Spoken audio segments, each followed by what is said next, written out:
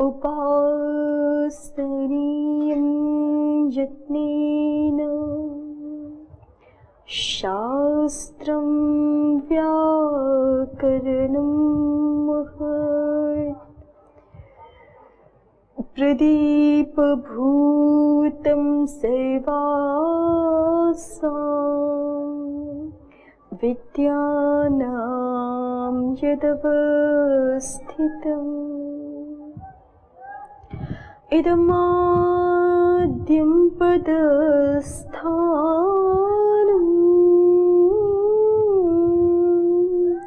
सिद्धिसोपानपर्वणाम् इयं सा मोक्षमाणानाम् अचिम्मा राजपद्धतिः।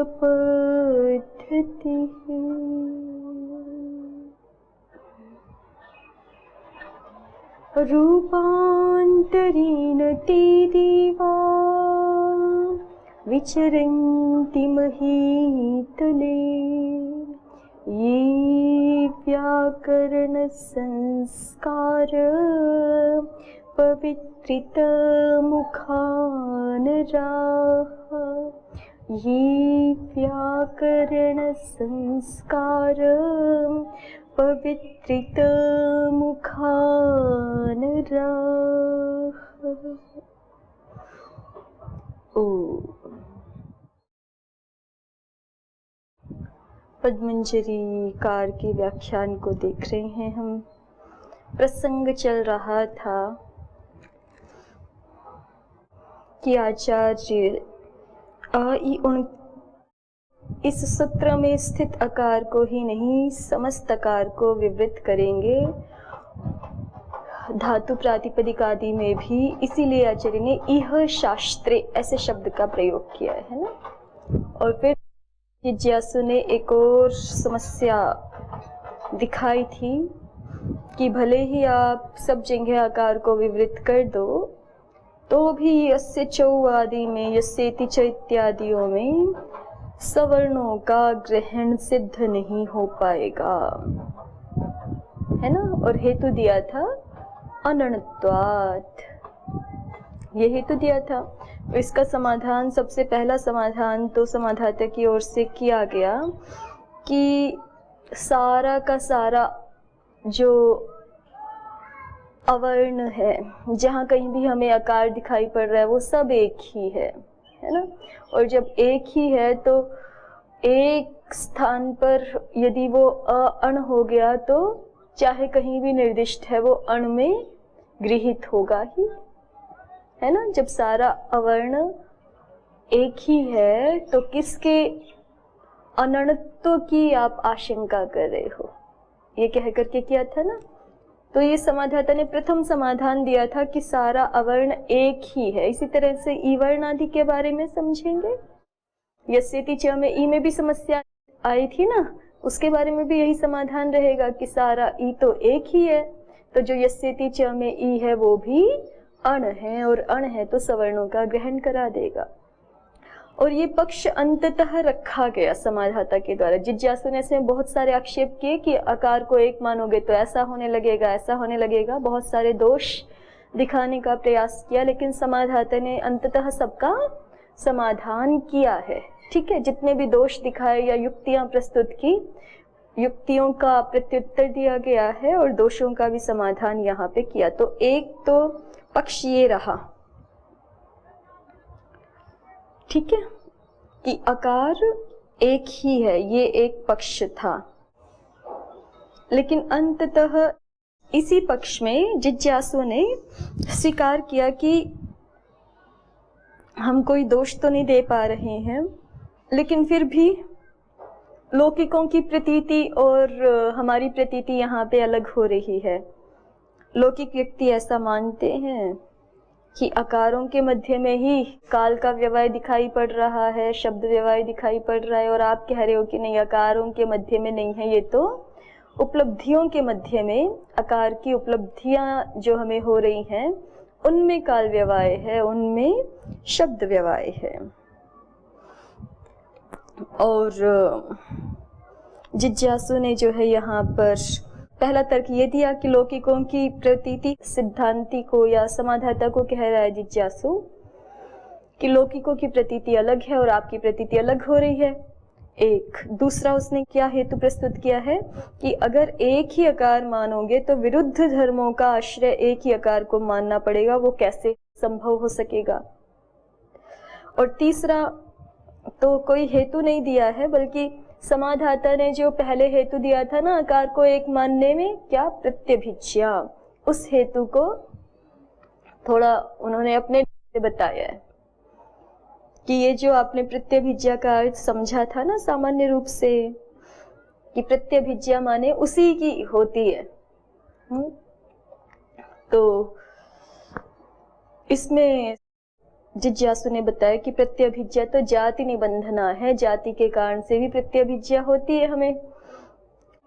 और ये थोड़ी और सूक्ष्मता से विवेचन करके कह रहा है जिज्ञासु कि व्यक्ति प्रत्यभिज्ञा तो होती नहीं है, भेदस्य वो प्रतिपुरुषम प्रसिद्ध है, क्योंकि प्रत्येक व्यक्ति व्यक्ति में कुछ भेद होता है और उस भेद की ही हमें पहचान होती है। इसको कल्पना करके देखिए कि भेद की ही हमें पहचान होती है, ऐसे कह रहा है वो। हम भेद को पहचानते हैं कि सादृश्य को पहचानते हैं?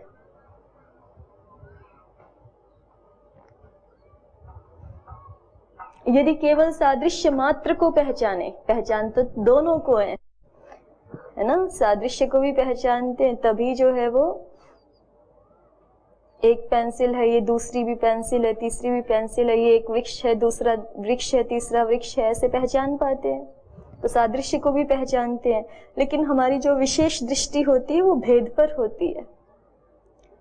अन्यथा फिर हम यदि भेद ना जानते हो तो फिर किसी वस्तु को देख करके हम ऐसे हो जाते हैं ना कई बार कि मेरी है। सादृश्य को तो पहचान लिया वहां पर और भेद को नहीं पहचाना, तो भेद को नहीं पहचाना तो फिर भ्रांति हो जाती है। ऐसा ही है ना, आपकी पुस्तक के जैसी पुस्तक देख करके आप क्या समझ सकते हैं कि ये मेरी पुस्तक है, यदि भेद को नहीं पहचानते हैं तो। और फिर वो उसको पहचानना थोड़े कहते हैं जहां पे भ्रांति हो गई। तो पहचान तो वस्तुतः कब होती है? जब भेद का ज्ञान हो हमें उस वस्तु के संदर्भ में, तब पहचान होगी ना। ठीक ठीक आप कह रहे हो कि ये मेरी वस्तु है या उसकी वस्तु है, किसी की भी, कैसे पहचानोगे ये उसी की है या ये मेरी ही है या उस तीसरे व्यक्ति से संबद्ध है? कैसे? जब उसमें विशिष्ट भेद को पहचानते हो। सादृश्य के लिए मना नहीं हो रहा, सादृश्य तो पहचाना जाता है तभी ये, और सादृश्य जाति निबंधन पहचाना जाता है कि ये वृक्ष है, कि ये गो है, कि अश्व है, लेकिन किससे संबद्ध है, कैसा है, ये कब ज्ञान होता है हमें? जब हम वहां पर भेद को पहचानते हैं तभी होता है। तो इसी बात को जिज्ञासु ने कहा है कि व्यक्ति प्रत्यभिज्ञा माने ठीक ठीक उसी व्यक्ति की हम ऐसे पहचान नहीं करते, बल्कि उसकी क्या पहचान करते हैं? वो दूसरों से क्या भिन्न है ये पहचान करते हैं। और इसी के लिए ये उदाहरण दिया था इन्होंने कि ऐसा ही है कि हम भेद को ही पहचानते हैं। अगर हम केवल सादृश्य को पहचाने तो फिर दीवार के पीछे खड़े हुए जो व्यक्ति हैं उनके स्वर को सुन के हम ये नहीं कह सकते कि ये इसका स्वर है। अगर केवल सादृश्य को पहचाने तो किसको पहचानते हैं हम? भेद को पहचानते हैं। सादृश्य को तो पहचानते ही हैं, तभी हमें पता चलता है ये मनुष्यों की वाणी है, कि ये जो है वो ट्रक की आवाज है, ये स्कूटर की आवाज है। सादृश्य को पहचानते हैं, लेकिन उसमें भी अनेक मनुष्यों की वाणी में कुछ सादृश्य, ये तो ठीक हो गया, लेकिन वहां पर भी हम स्वर सुन के पहचानते हैं कि किसका है। तो कैसे? भेद की पहचान से, है ना। तो यहाँ पर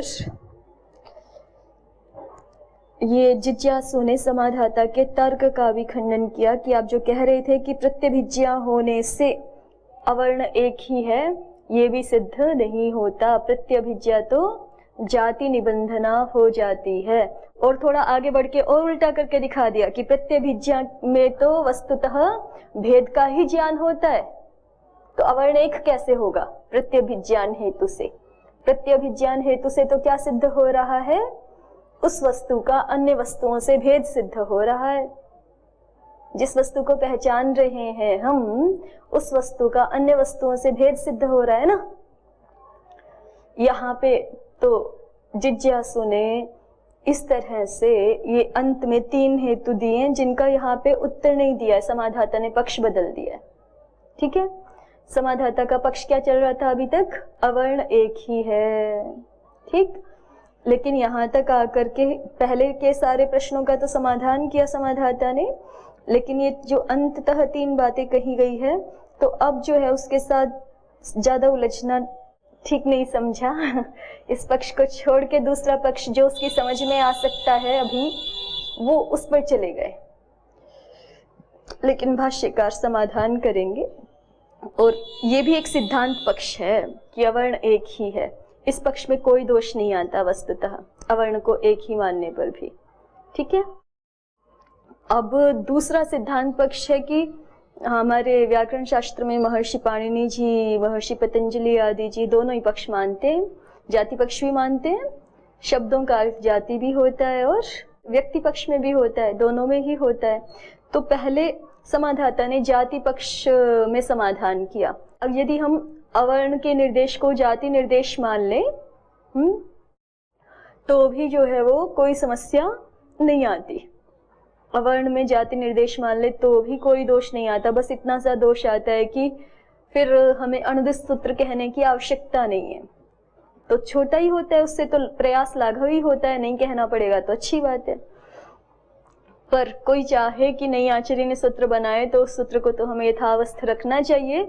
उसके रखते हुए भी तो कोई समाधान होगा ना फिर आचार्य के मन में, वो बताओ। तो फिर जो है वो तीसरा अंततः व्यक्ति पक्ष में समाधान दिया है। तो जाति पक्ष में क्या समाधान दिया ये हमने कल देखा था। तो समाधाता ने कहा था कि जाति यहाँ पे निर्देश कर देंगे तो सबका अण तो हो जाएगा, है ना।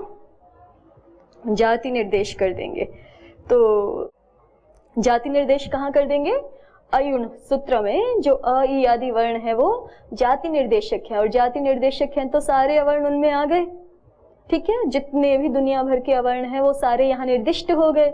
अब चाहे कहीं का भी अ है, कहीं का भी ई आदि वर्ण है, वो सारे अण माने जाएंगे। तो समस्या सुलझ गई। तो जैसे ही समाधाता ने कहा एवं तर्हि सैव जातिरत्र निर्दिश्यते ततश्च सर्वेषां अण्तं भविष्यति, तो जिज्ञासु कहता है यद्येवं अनुदित सवर्णस्य इति अणग्रहणम् अनर्थकम्। तो फिर बस इसमें समस्या यही है कि अनुदित सवर्णस्य सूत्र का अणग्रहण अनर्थक है। और कैसे अनर्थक है उसको दिखा रहे हैं कि देखो, अगर आप जो है वो अयुण आदि में जाति निर्देश मान रहे हो ना, तो एवं ही अक्षर समाम्नायवद अस्य चौ इत्यादवपि जाति निर्देश एवास्तु किम अणग्रहणेन। फिर अस्य चौ में भी सीधे सीधे जाति निर्देश ही मान लो ना। देखो अभी उल्टा चलना पड़ रहा है आपको। कैसे? अयुण सूत्र बनाया, अयुण आदि सूत्र तो बनाना ही है प्रत्याहार के लिए, सो बनाए अयुण आदि, फिर उनमें जाति निर्देश माना आपने, है ना। उनमें क्या माना? जाति निर्देश माना। और उस जाति निर्देश मान करके आपने क्या सिद्ध किया कि अस्य चौ आदि में भी जो अ इत्यादि हैं वो भी अब अण बन जाएंगे, है ना, वो भी अण माने जाएंगे। और उनके अण माने जाने से फिर अनुदित सवर्ण से सूत्र प्रवृत्त होकर के जाति ग्रहण हो जाएगा। अस्य चौ इत्यादि में भी मतलब जाति ग्रहण नहीं, सवर्ण ग्रहण हो जाएगा। और फिर अस्य चौ आदि में 18 प्रकार का अवर्ण लिया जा सकेगा। यस्येति च में 18 प्रकार का इवर्ण लिया जा सकेगा। यही तो ना सूक्ष्म भेद है। इसको फिर से एक बार ठीक से देख लीजिए। वो बोलते हैं ना कि आपको नाक पकड़नी है, सीधे सीधे ऐसे ही पकड़ लो, ऐसे घूम के क्यों पकड़ रहे हो, वो वाला दोष दे रहा है जिज्ञासु यहाँ पर कि आप क्या कर रहे हो। पहले कह रहे हो कि अयुण ऋल ऋक आदि बनाए, और ये क्या माना हमने इनको, इन वर्णों को जो भी है यहाँ पे उनको जाति निर्देश माना। इनके जाति निर्देश मानने से क्या हुआ? इसमें सारे अवर्ण आ गए, दुनिया भर के जितने भी अवर्ण हैं वो सारे गृहीत हुए। तो अस्य चौ आदि निर्देश भी इसके द्वारा गृहीत हुए। इस अ के द्वारा ये अस्य चौ वाला अगृहीत हो गया, है ना। या यस्येति च वाला एक ही लिख देते हैं अभी। इस अ के द्वारा ये अगृहीत हो गया, ये अगृहीत हो गया, तो इस अ को भी क्या माना गया? अण। क्या माना गया? अण। और फिर ये जब अण बन गया तो फिर हमने किसकी सहायता ली? अनुदित सवर्ण से चा प्रत्यय की सहायता ली, तो सवर्णों का ग्रहण हुआ। सवर्णों का ग्रहण हुआ तो इसमें, इस सूत्र में 18 प्रकार का जो अवर्ण है वो गृहीत हो गया, है ना? ये प्रक्रिया कर रहे हैं ना? तो समाधाता कहता है कि फिर इतनी लंबी चौड़ी प्रक्रिया करने की क्या आवश्यकता है? जब आपने यहाँ सीधे सीधे जाति निर्देश मान लिया, तो ऐसे ही यहाँ भी कह दो कि अस्य चौ में भी क्या है? जाति निर्देश है। यहाँ जाने की क्या आवश्यकता है कि अनुदित सूत्र बनाए, इनका अंत सिद्ध करें, अनुदित सूत्र बनाए पहले, फिर इनका अंत सिद्ध करें और फिर बताएं कि ये जो है वो ये अण होने के कारण अपने सवर्णों का ग्रहण करा देंगे। अब ये अपने सवर्णों का ग्रहण कराएं तो भी वही प्रयोजन सिद्ध होना है, 18 प्रकार का अवर्ण आ जाए। और सीधे सीधे हम कहें कि फिर तो इस सूत्र को ही ना बनाए ना, माने इसका जो अण अंश है उसको ना बनाए, उदित सवर्ण से वो तो कहना ही पड़ेगा। अण सवर्णों का ग्राहक होता है, इस अंश को कहने की आवश्यकता नहीं है और इनका अण तो कहने की आवश्यकता भी नहीं है। इतनी सी तो बात है कि हमें यहाँ पर सब प्रकार का अवर्ण गृहीत चाहिए। तो जैसे आपने अयुण में जाति निर्देश माना, वैसे सीधे सीधे यहाँ भी जाति निर्देश मान लो और फिर अण सवर्ण से ग्राहको भवति उसकी आवश्यकता ही नहीं है। ना ही इन वर्णों का हमें कहीं अण तो चाहिए, ना ही इन वर्णों का अण तो चाहिए। चाहिए क्या था? इसमें 18 प्रकार का ग्रहण हो जाए, इसमें भी 18 प्रकार का ग्रहण हो जाए, इतना ही तो चाहिए। तो उसके लिए अण सवर्णानाम ग्राहको भवति ये कहने की और इनका अंतुर करने की कोई आवश्यकता है ही नहीं, सीधे सीधे इनको जाति निर्देश मान लें। ये समाधान दे दिया किसने? वैसे तो शुरू तो किया है समाधाता ने, एवं तर्हि सैव जातिरत्र निर्दिश्यते, क्योंकि पहले पक्ष का खंडन हुआ ना, पहले पक्ष थोड़ा बाधित हो गया जिज्ञासु के द्वारा कि एक ही आकार है, उसमें जिज्ञासु ने 3 बातें और बोल दी ना अंत में, और उनके लिए समाधाता ने कुछ बोला नहीं। दूसरे पक्ष पे आ गए कि चलो ठीक है हम जाति निर्देश मानते हैं। तो जाति निर्देश में बस जिज्ञासु को ऐसी समस्या है। और जाति निर्देश के साथ क्या बोला समाधाता ने? उन्होंने दिशा थोड़ी चेंज कर दी कि अयुण में हम जाति निर्देश मानते हैं, उससे सबका अंत तो हो जाएगा, ये बोल दिया। जिज्ञासु इसको थोड़ा और परिष्कृत कर रहा है ना, कि अयुण में जब जाति निर्देश मान रहे हो तो फिर आगे ये क्यों जोड़ रहे हो कि उससे सबका अंत तो हो जाएगा, अस्य चौ आदि वाले अवर्ण इत्यादि का भी अण तो हो जाएगा। फिर अनुदित सवर्ण से लगा करके जो है हम 18 प्रकार के अण का ग्रहण कर लेंगे अनुदित सवर्ण से सूत्र की सहायता से। इतना घूम घूम के क्यों जाना है? जब आप अयुण में जाति निर्देश मान रहे हो तो क्या कर लो, अस्य चौ इत्यादि में भी अक्षर समाम्नाय के समान ही जाति निर्देश मान लो और आपको अण सवर्णानाम ग्राहको भवति ये कहने की ही कोई आवश्यकता नहीं रहेगी। देखिए एक बार फिर से पंक्तियां देखिए। समाधाता ने कहा एवं तर्हि सैव जातिरत्र निर्दिश्यते ततश्च सर्वेषां अणतम भविष्यति। इस प्रक्रिया से गए ना, एवं तर्हि सैव जातिर अत्र निर्दिश्यते, अत्र से क्या लेना है? अयुण इत्यादि सूत्र। ततश्च सर्वेषां अणतम भविष्यति, उससे सबका अंत तो हो जाएगा। सबका किनका? अ ई उ आदियों का तो हो ही जाएगा। जो अनुवृत्ति निर्देश में अस्य चौ आदि में जो अवर्ण का या यस्यति च इत्यादि में जो अवर्णी वर्ण का निर्देश है उनका भी अंत हो जाएगा। तो जिज्ञासु कहता है यद्येवं, यदि ऐसा ही मानते हो, ऐसा ही कैसा ही? अयुण में यदि हम जाति निर्देश मानते हैं तो अनुदित सवर्णस्य च इति अणग्रहणम अनर्थकम, अनुदित सवर्णस्य सूत्र में अणग्रहण अनर्थक है। फिर कैसे अनर्थक है कहते हैं? तो अनर्थकता को दिखा रहे हैं अग्रिम पंक्ति में। एवं ही माने यदि हमें जाति पक्ष ही मानना है तो अक्षर समाम्नाय वद अस्य चौ इत्यादौ अपि जाति निर्देश एवास्तु, अक्षर समाम्नाय के समान ही अस्य चौ इत्यादि में भी जाति निर्देश ही मान लिया जाए। किम अणग्रहणेन, और ऐसा मान लोगे तो फिर आपको ना इन वर्णों का अंत सिद्ध करने की आवश्यकता है और ना ही अणसवर्णानाम ग्राहको भवति ये कहने की आवश्यकता रह जाएगी। ठीक है, तो बस इस तरह से बात है। तो माने जाति पक्ष में भी पूरा समाधान हो जाएगा, लेकिन बस बात इतनी कि वहां पे अणुदित सवर्णस्य सूत्र के एक अंश का प्रत्याख्यान हो जाएगा।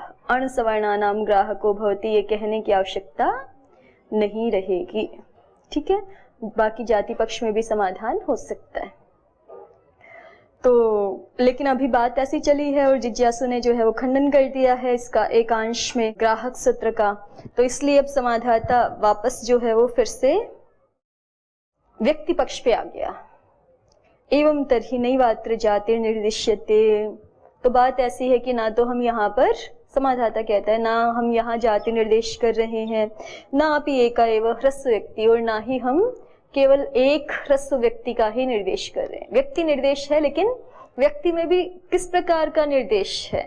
हमने देखा था पहले कि व्यक्तियों में भी दो प्रकार के निर्देश हो सकते हैं, सादृश्य प्रधान निर्देश या भेद प्रधान निर्देश, ये विवक्षा के आधार पर।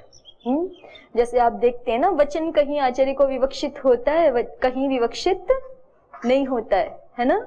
हलोनंतराह संयोगः बहुवचन दिख रहा है, अनंतराह में हलह में बहुवचन दिख रहा है ना, अनंतराह हलह, लेकिन वो बहुवचन क्या विवक्षित आचार्य को? बोलिए, विवक्षित है क्या? कैसे पता चला नहीं विवक्षित है?